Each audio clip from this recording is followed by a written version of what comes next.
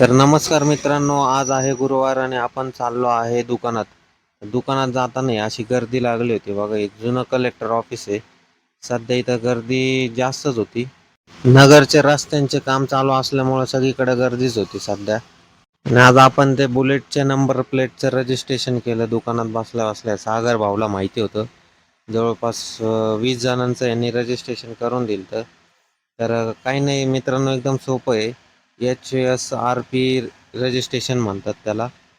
ते काढण्यासाठी फक्त आपल्याकडे RC बुक लागतं आणि जनरल माहिती लागते. त्यानंतर हे कस्टमर निमगाववरनं आलते.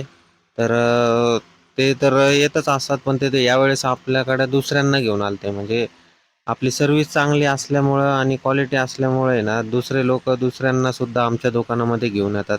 त्यामुळे सर्व्हिस आणि क्वालिटी एकदम व्यवस्थित ठेवा. त्यानंतर या हॉटेलचे कस्टमर आलते आपल्याकडं.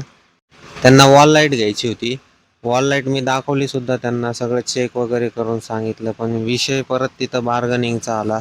तर मी त्यांना सांगितल्यापेक्षा ते 50 रुपयांनी कमी मागत होते, पण मी काय देऊ शकलो नाही त्यांना.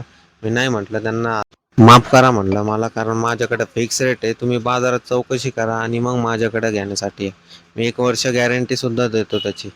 तर त्यामुळे ते म्हटले जाऊन दे, देऊन टाक, आणि झाली टेडेल आमची पक्की.